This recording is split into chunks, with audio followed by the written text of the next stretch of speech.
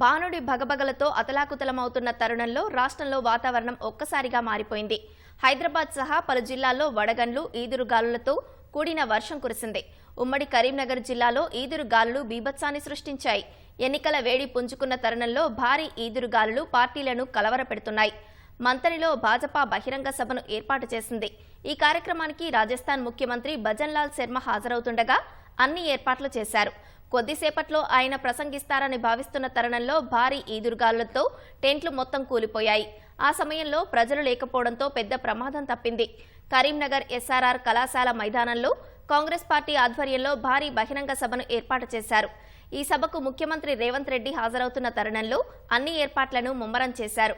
భారీ ఈదురుగాలులు వీచి టెంట్లు నేలవాలాయి, కుర్చీలు చెల్లాచెదరయ్యాయి. మరోపక్క కరీంనగర్, జగిత్యాల, పెద్దపల్లి, రాజన్న సిరిసిల్ల జిల్లాలోని మండలాల్లో భారీ ఈదురుగాలులు వీచాయి.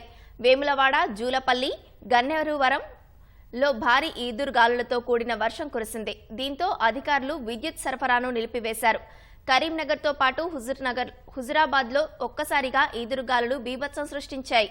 పెద్దపల్లి జిల్లా సుల్తానాబాద్లో భారీ వర్షానికి వ్యవసాయ మార్కెట్లోని 300 క్వింటాల ధాన్యం కొట్టుకుపోయింది. రేపు వరంగల్, తిమ్మాపూర్లో మోదీ సభకు ఏర్పాట్లు జరుగుతుండగా ఈదురుగాలులకు సభావేదిక కూలింది. ఈ ప్రమాదంలో పలువురికి స్వల్ప గాయాలయ్యాయి. ఉమ్మడి ఖమ్మం జిల్లా వ్యాప్తంగా పలుచోట్ల ఈదురుగాలులతో కూడిన వర్షం పడింది.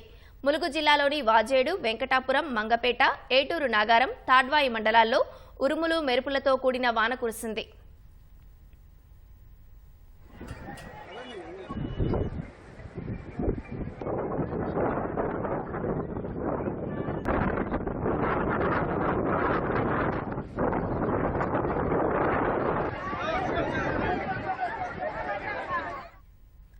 హైదరాబాద్లో కురుస్తున్న వర్షాలతో వాతావరణం ఒక్కసారిగా చల్లబడింది.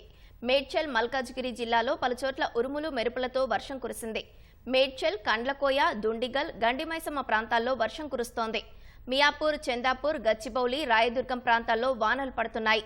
హైదరాబాద్లోనూ భారీ వర్షం కురవచ్చన్న అంచనాలతో అధికారులు అప్రమత్తమయ్యారు.